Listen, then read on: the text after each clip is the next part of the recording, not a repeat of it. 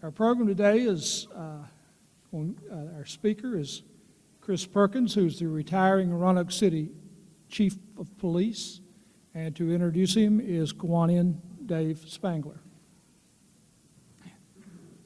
Well, it is my privilege to introduce Chris, and retiring, yes, I think 26 days, but who's counting?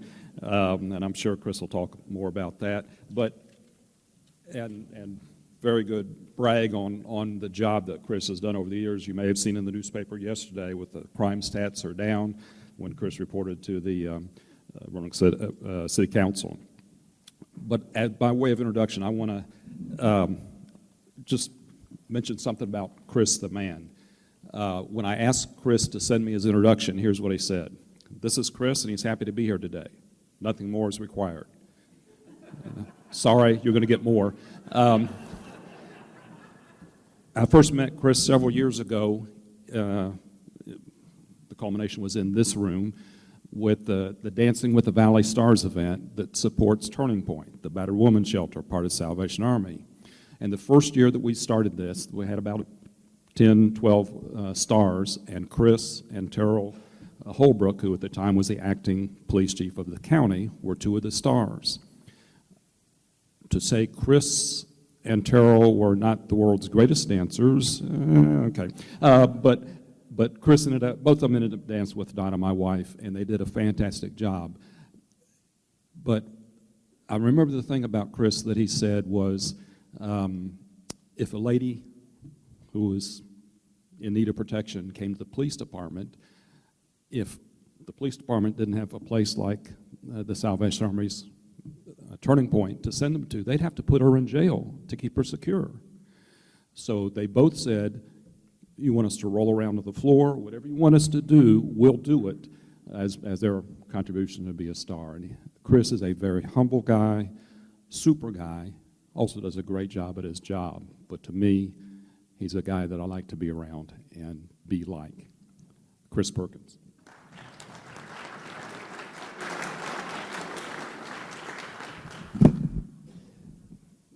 Councilman back there kept me behind a podium Monday for a long time, so I'm going to move around with your permission.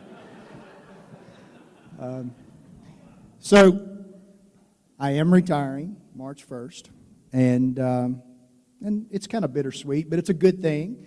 We've got great people at the Roanoke Police Department, and I hope the chief comes from inside because that individual knows the community, because we work very hard to equip everybody with the tools they need to be successful in policing.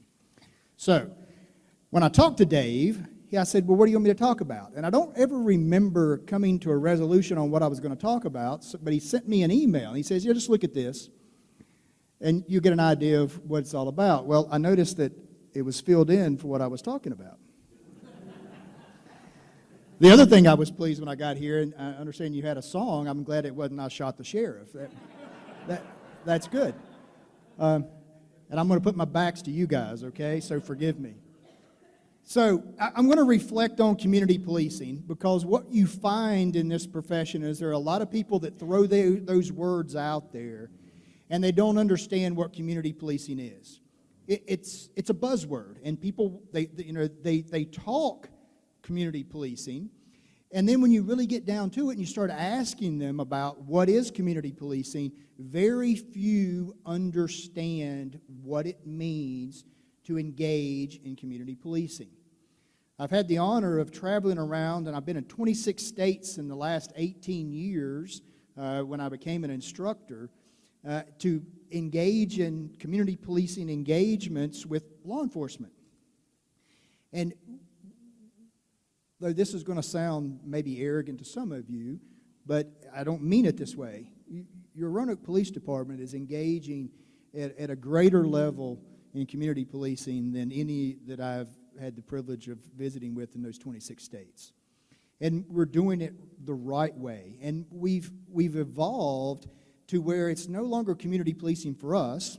It's natural, but it's citizen-centric. And I like to use the old Burger King commercial. Yes, you can have it your way as long as it's moral, ethical, and legal. A lot of times our citizens miss the legal part. Few of them miss the moral and ethical part too. So But it can be your way. And one of the things that policing itself gets a bad name for is they do not engage in community policing with the mindset that the citizen is right and they are at the center of what we do. Because, now this is bad towards the community in community policing. You have expectations of police officers, right? And those expectations are hard to accomplish without having measures or metrics to evaluate yourself. And so what human beings do is they look for the easy stuff. They're so used to going to school and getting a 90, and that's a 90 or above is an A. It was 94 when I was in school, teachers. It should go back to 94. But you want to measure. And so what happened to police departments is they were trying so hard to meet measures. And think about what the measures are. You know, how many tickets you write, how many people you put in jail, how many calls you answer, how many miles you drove. That got us in trouble, folks. I mean, think about what's going on in the country right now. You know, and whole cities in Missouri were dependent upon how many tickets they wrote, how many arrests they made, because that's where their income come from. So let's talk about Roanoke in that perspective. We don't get money that would make the budget, you know, better in our city. That we don't write tickets for revenue. And a lot of people mistake that. They believe that every ticket we write, the police officer wins a toaster and the city gets to put up a new sign or gets to buy a new, you know, car or fire truck and all. And that's not how it works. Generally, the courts are very dependent on court costs and such, but not so much the municipalities and the counties and the towns. So, but we got into writing those tickets. And what we found was the courts and everybody became very satisfied that, you know, police officers are writing a bunch of tickets. Well, Joe Gaskins decided, you know, he wanted to be very community-oriented when he arrived here from Newport News, and he says, maybe we should not worry so much about tickets, but what is meaningful. Is there a meaning to what we do?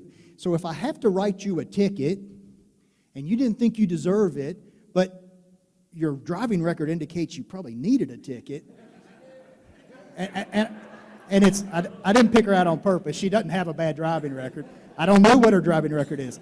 But we got to be meaningful in that ticket. And so instead of just writing the ticket because it was a stat and I get a toaster, which we don't, you know, write the ticket because it either encourages good behavior from that point on, or there's a meaning. You know, you may be uninsured. Attitude means a whole lot.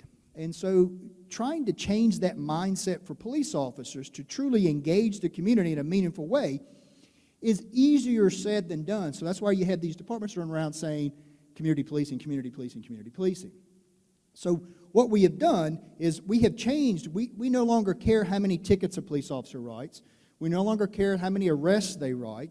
What we care is how many people did they engage in a meaningful way. So was the arrest necessary to keep someone from being seriously injured later? Was the arrest necessary because of, you know, the situation that was handed that officer? And that's how we're measuring our officers now.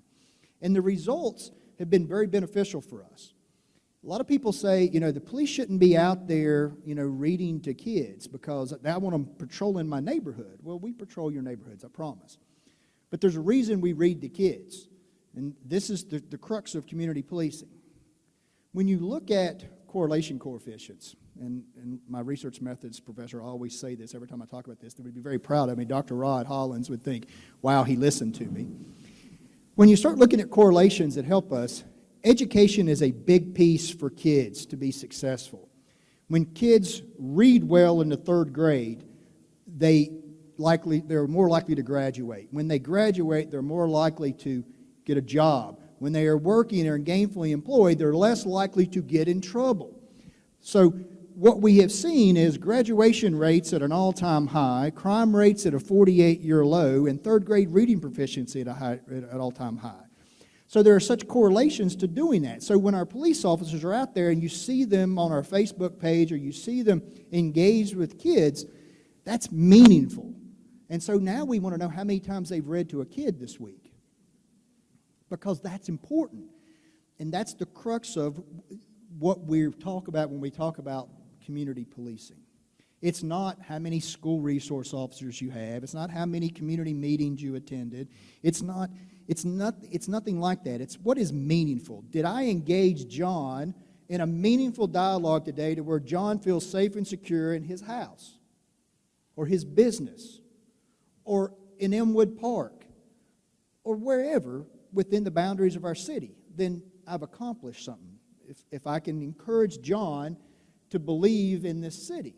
Because we spend a lot of time, and I hope there's no media here, but I'm going to say something kind of negative toward the media. And one of their own editorial staff at the Roanoke Times wrote this as an editorial recently. They said they would talk about the crucifixion of Christ, but they forgot to talk about when Christ rose. And that's what bothers me about the media. They have such attention or such competition. We got second page of the Virginia section, and crime is down. What do you think we'd have been if crime was up, folks? It'd have been front page with me smirking saying, yeah, Chief said crime went up. And that's what bothers me. So community policing is about letting you know that we are a great place.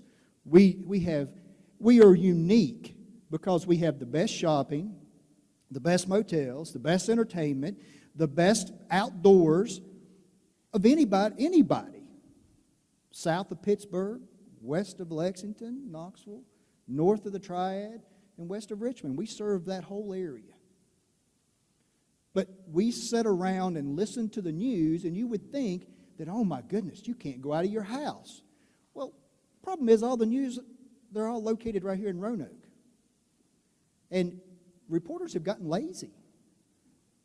It's easier to talk about the bad stuff because that's sensational. It's hard to talk about the human interest and the things that are going on, the things that you do.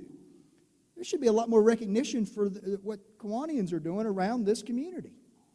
But that's too hard to work on that story. And so when I reflect back on what we have done in the city and what I hope we continue to do is, these actions that we are taking in the city are going to pay dividends for years to come. You know, third grade reading proficiency is going to pay off because 60% of all the inmates currently in correctional facilities in the United States are functionally illiterate right now. And so when we concentrate on education and we concentrate on public health and public safety, we got to break down the barrier, the silos in this competition for money, and we got to combine the three. So public health, public safety, and public education should be looking for joint projects to share the money on how we improve the quality of life in our city. And because for so long we've argued about it. So that's true community public safety, because if all three join together, instead of me coming up with a program saying, yep, we're going to go play basketball, it should be, well, we're going to go to the schools, and the schools are going to participate, and then public health's going to come in, and because we're in an epidemic right now for heroin usage, and public health is at stake. And so all of these entities should be combining to play basketball or to engage kids or, to encourage kids when they have the activities going on that the Lieutenant Governor spoke of. We should be out there supporting that. That's community policing to me. And it's the whole community. It's not just the police officers wearing blue or brown. It's the entire community working together for the common interest of the community. And sometimes we fail miserably, but sometimes we're very successful. And I can tell you, we're doing really well compared to our region. People always, they come up to me and say, gosh, why can't y'all be more like Greenville, South Carolina? I'm like, really? Well, they've got 3 times the violent crime rate that we have. Do you want us to be more like Greenville, South Carolina? Or they'll come up and say, well, Asheville's going to get a brewery over top of us. And I'm going to say, gosh, they're almost double our crime rate for violence. Do you want that? So we got to start liking ourselves, folks. And we got to start talking to each other about it. And there's always those naysayers, you've messed with the stats, Chief. Well, I can promise you, folks, I report to two entities. I report to the state police. I report to the FBI. I report first for my statistics in February. State police report in May, and the FBI report in September or November, depending on how quick they get it in. If I wanted to wait till November, the FBI puts it out, my crime rate is actually better than what I reported Monday. And historically, it's better because they have all of that time to allow work to be done on those cases. So I report early. I report early on purpose so you can understand that it's a good place for a business. It's a good place for education. It's a good place for you to live, because that's what we need to be sharing. That's community policing. That's the message I want you to leave out of here with. Stop beating up ourselves about, yeah, if you go out here, folks, we have very few stranger crimes. We're beating each other up, and we know each other. And sometimes we love each other, and we hurt ourselves. So that's the stuff that we got to remember. So I'm going to shut up. That's kind of my reflection on, parting. And I'm going to answer any questions. And this is the only time you're going to get a frank answer, because 26 days I can push a grievance out that far to retire. I do have a question. What type of programs are in place to prevent this heroin addiction in young people? Okay. The question is, what programs are in place to help with this heroin addiction and to be more preventative in this attraction to heroin with our young population? So here we are blessed in the valley. There's probably about 25 service providers that will address addiction that exist. The other thing that we're blessed with, we have a strong faith-based community. So I'm going to talk about the programs that I'm specifically attached to or starting, and then kind of mention the others as I go. So the biggest thing we have is we have what we call a monthly law enforcement summit, and we partner with Roanoke Prevention Alliance, the Prevention Council of Roanoke County, RACAC, which is the Roanoke Area Youth, I forget what, substance abuse, thank you. Gosh, I've said that 1,000 times, I'm sure. And so we partner with them, and we have a summit the last Friday of every month, and we work on these issues. And I can tell you right now, this group has done some tremendous work, and we're led by Commander Bowers, who is the elected Commonwealth Attorney and brother to our mayor, Tom Bowers, in Salem. And Tom has put together a group where we're doing three things. One, we're in the schools, and we are doing a lot of education from a public safety perspective, but we're bringing public health with us as we go. Blue Ridge Behavioral sends some folks with us. Carilion has sent some folks with us. The ER department is wonderful from Carilion. They always have a representative with us.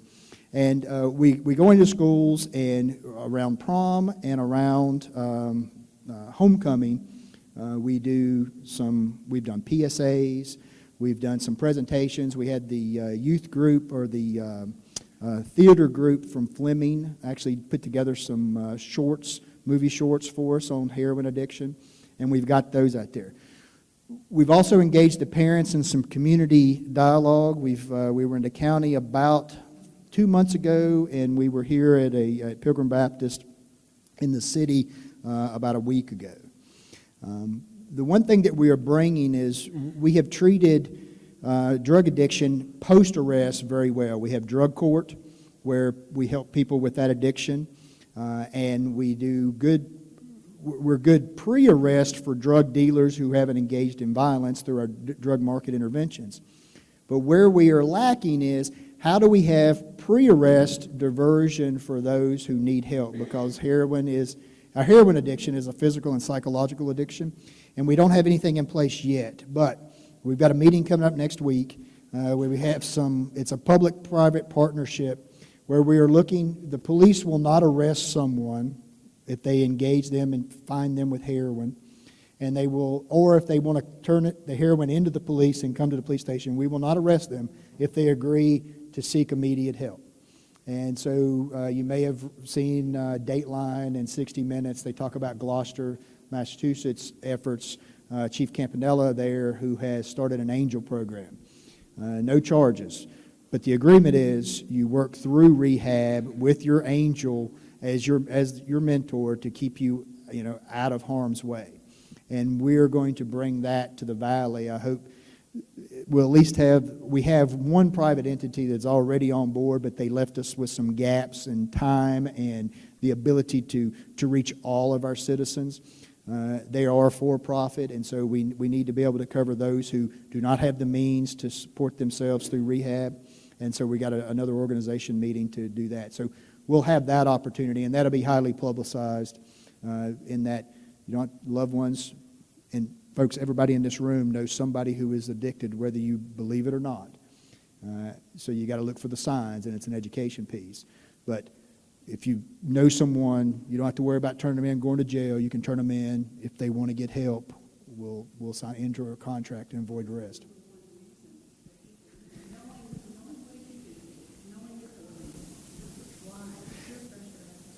Well, peer pressure may be part of it, but there's multiple reasons, and some of them create this negative synergy. One is overprescribing of opiates. You get kids get a sprained ankle now, they're prescribed, some type of pain reliever. Get a sore throat, you get hydrocodone. And that can be very addictive for a young, maturing mind. And, depression or some other reason, and they like they like the euphoria that comes about. And so they become addicted to that. Pills are very expensive in the black market. Heroin is very cheap. I'm going to pay about $1 a milligram. So if I find an OxyContin that's 80 milligrams, I'm going to pay $80 for it in some black market venues. But heroin, I can drive right now to Patterson, New Jersey, or Philadelphia, PA, or Baltimore, or Chicago, and I can buy a pack of heroin for $3 to $5 and bring it back to Roanoke and sell it for $20. So I can facilitate my habit through sales here. And so there's a greed factor. So, there's lots of money to be made. We're the only urban area with multiple means of access, bus, plane, everything. And so when you have an urban area like that, there's a market that can grow because a lot of the suburbs and rural areas will come in so there's a demand. And drug distribution is nothing more than supply and demand, like any economist or someone would talk about. It's like Walmart. When it snows, what did Walmart put at the front door? They put their shovels and their salt and all that. Well, drug dealer, he puts his sign at the front door too. I got heroin, I got ecstasy, I got meth. And there's risk. And so we've got to be better at creating more risk for the dealers. But so there's draws from all over. And you can't really put your finger on it. People get into it for various reasons.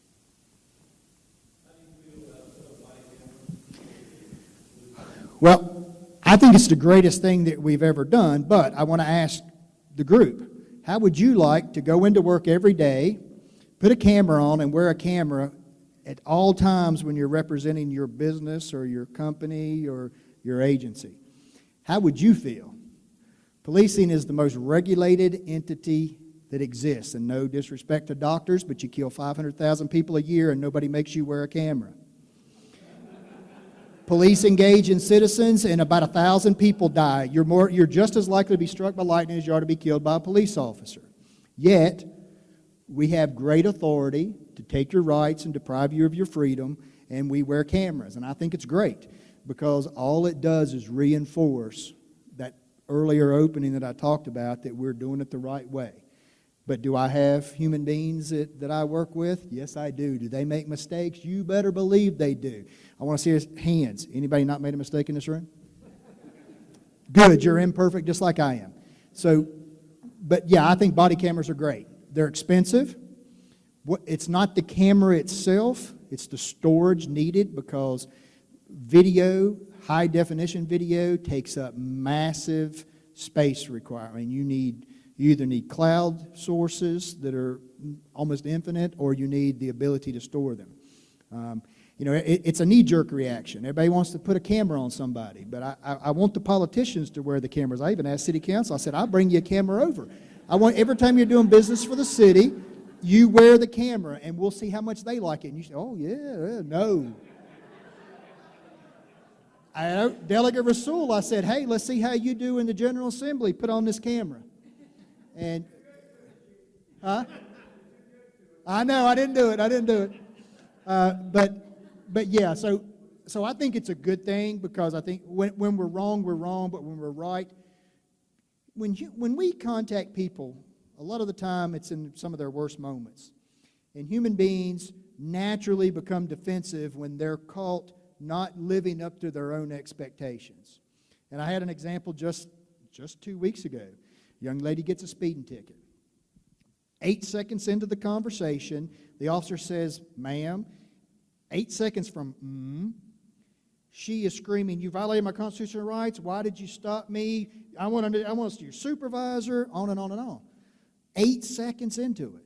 The officer only asked for license and registration, didn't even have the opportunity to say, "Ma'am, I stopped you because you were speeding," but explained it, did a very good job, and was as polite. I mean, I would have been in trouble. The mayor would have had to come and get me, because I'd have been like, "Lady, are you crazy?" I say that in jest, but she was just rude and awful. And I said, "Ma'am, we recorded that entire interaction with you." "Well, he was awful and rude and..." No, ma'am. It's recorded. And still believes that she shouldn't have got a ticket. But in the end, she drives for a living, and that ticket, she has a record. It was a meaningful ticket, because that ticket now may cause her to have problems with her employment. But she tried to take it out on the police officer. That happens more than most people realize. At the same time, I don't have a bunch of angels. Sometimes I grit my teeth at some of the things I see on those videos. But overall, and I'm going to say 99% of the time, we get it right. You just don't agree with us 99% of the time. So, but that's why it's not a specific science. That's why criminal justice system is a social science and not a physical science. So, okay.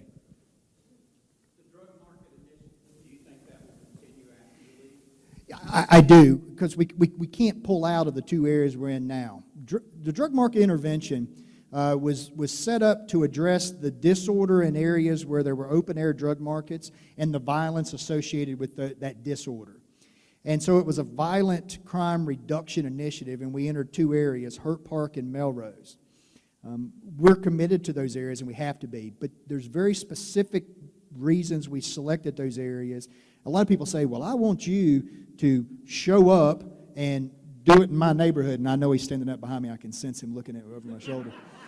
But we just can't come to a neighborhood just because you want us to be. There's specific reasons for us to get there, but yeah, we're not going to detach from that. We're committed to that area, and the reduction in crime in those two areas have a peripheral effect in that we're getting a lot of benefit in the neighborhoods around them as well. Thank you, Chief. All right, sir. All right, I'm done.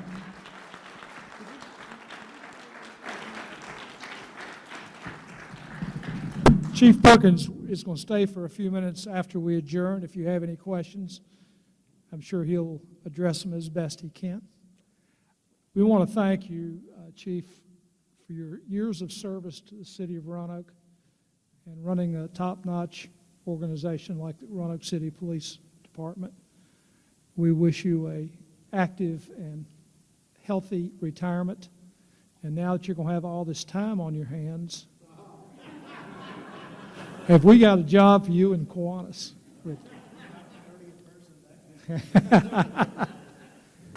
I was interested in the Chief's remarks about the media, and it reminds me that next week Ken Briggs will be introducing our speaker, former Kiwanian and general manager of WDBJ Channel 7, Jeff Marks, who will be talking about the unfair perception by the public of the media.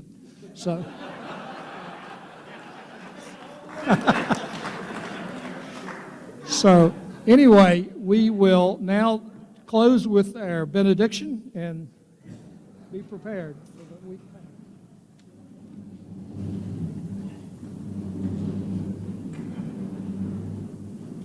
Having passed through our regular order of business, we are now prepared to leave this time of friendship and fellowship to re-enter our everyday world. Before we depart, let's try and remember three things. First, to extend to every person we meet the same kindness that we as Kiwanians share with each other. Second, let's be ever vigilant for ways to better serve the elderly, the downtrodden, and the young people of our community. And finally, let's take every opportunity to share with those with whom we sympathize and deem worthy of our regard.